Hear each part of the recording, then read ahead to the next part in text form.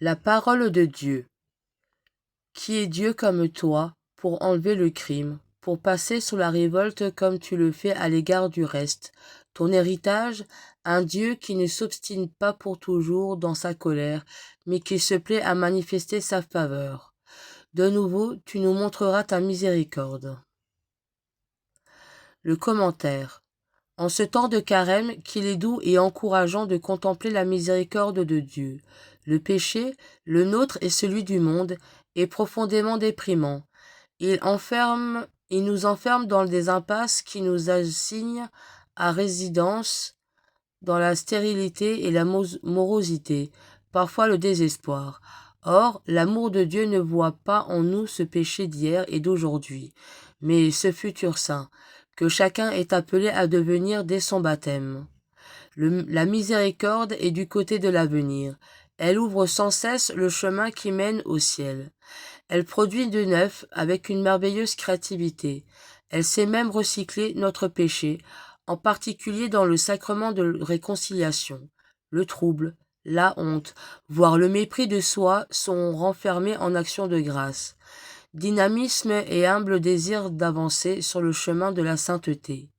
Oui, le Seigneur se plaît à manifester sa faveur.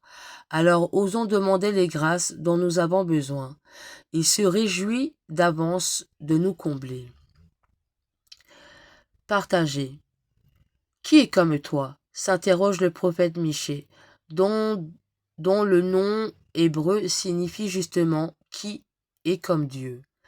Ce que nous avons de plus grand à partager, ce sont les dons de Dieu qui nous font à son image.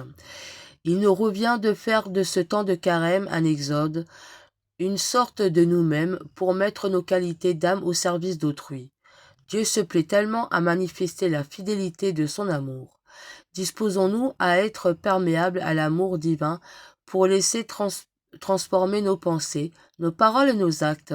Ainsi, nous pourrons exercer par exemple la miséricorde, la compassion. Comment faire place à la grâce dans chacun de nos relations. À l'école de Sainte Faustine. Dans le petit journal au numéro 28.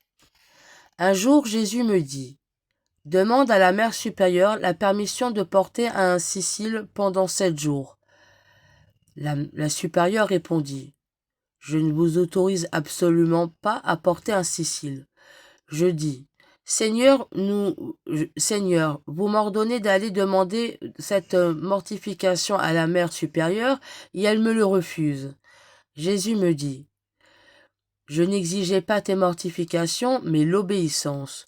En te soumettant, tu me rends grande gloire et tu gagnes du mérite. » La résolution. Je décide d'obéir sans me poser de questions, même si je ne comprends pas les ordres de mes parents, supérieurs, etc., tout en conservant évidemment une capacité à refuser ce qui est illégal ou contre la vie, l'intégrité et la liberté d'autrui comme de moi-même. Priez. Seigneur Jésus, tu nous donnes un commandement nouveau, celui de nous aimer les uns les autres, comme tu nous as aimés. Fais-nous vivre en disciples.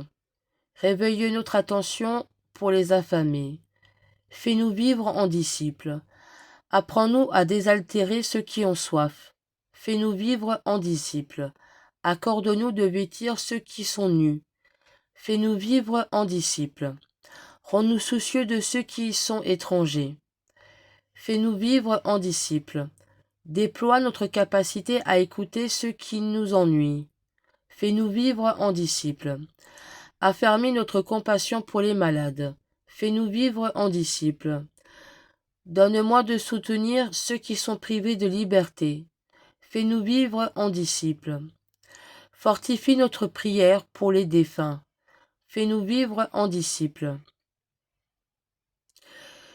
Je me lèverai, j'irai vers mon Père et je lui dirai : Père, j'ai péché contre le ciel et envers toi.